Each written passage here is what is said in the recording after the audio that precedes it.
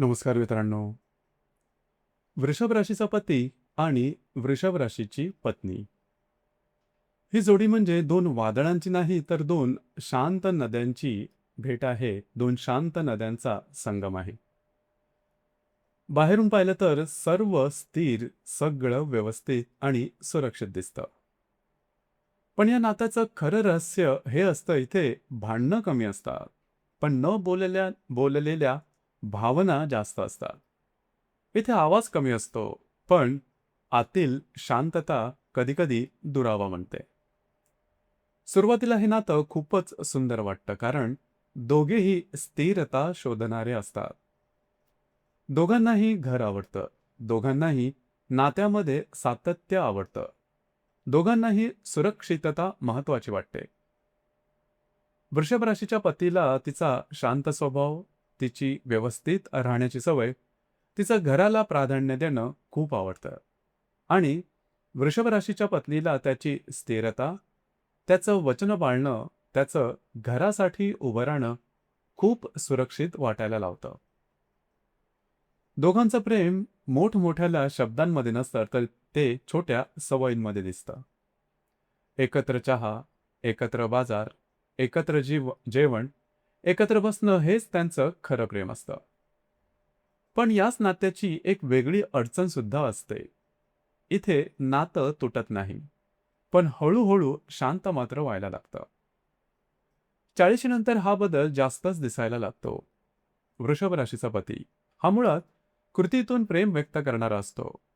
रोहिणी नक्षत्राचं जपणूक, मृगशिरा नक्षत्राची आतील संवेदनशीलता आणि कृत्तिका नक्षत्राची ठाम वृत्ती त्याच्या स्वभावात दिसते. तो आयुष्यभर झटतो.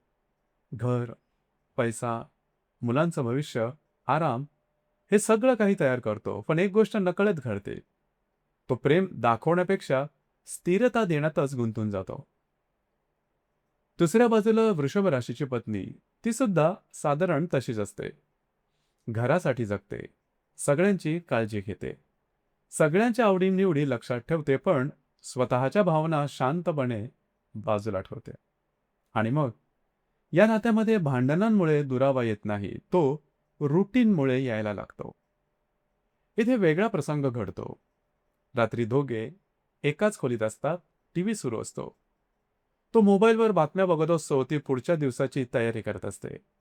दोघंही एकत्र असतात, पण एकमेकांसोबत मात्र नसतात. पूर्वी तो तिच्यासाठी फूल घेऊन यायचा, आता भाजी घेऊन येतो. पूर्वी ती त्याला विचारायची, आजचा दिवस कसा गेला, आणि आत्ता ती विचारते, उद्या किती वाजता निघणार. आणि इथेच एक गोष्ट हरपते. प्रेम नाही तर उत्सुकता. त्याला वाटायला लागतं आता सगळं व्यवस्थित आहे, मग बोलायची गरज काय? आणि तिलाही वाटतं आता सगळं काही ठीकठाक चालू आहे, मग व्यक्त होण्याची गरज काय? आणि इथेच दुरावा खरं तर सुरुवात होतो. या जोडीमध्ये एक वेगळी समस्या असते. दोघेही तिखवले गेले तर भांडत नाहीत, शांत होतात. आणि ही दोन्ही शांत माणसं एकमेकांपासून हळूहळू दूर जाऊ शकतात. तो तिचं शांत राहणं सगळं ठीक आहे असं समजतो, आणि ती त्याचं कमी बोलणं प्रेम कमी झालं आहे असं समजते. पण दोघेही चुकीचे नसतात. थोडेफार चूक ही असतेच, परंतु पूर्णपणे निश्चितच नाही. एक प्रसंग बघा. रविवार आहे, मुलं बाहेर गेलेली आहेत, घरात दोघंच आहेत. आधी वाटायचं वेळ मिळाला तर एकत्र बसू. आता वेळ मिळतोय, पण बोलायला विषय मात्र नाही. आणि मग पहिल्यांदा दोघांना जाणवतं, आपण इतकी वर्ष झालं घर बांधलं, पण आपलं नातं शेवटपर्यंत जगलो का? वृषभ राशीच्या पत्नीला कौतुक खूपच महत्वाचं वाटतं, पण ती काही ते कौतुक मागत मात्र नाही. वृषभ राशीच्या पतीला आदर खूप महत्वाचा वाटतो, पण तो सांगत नाही.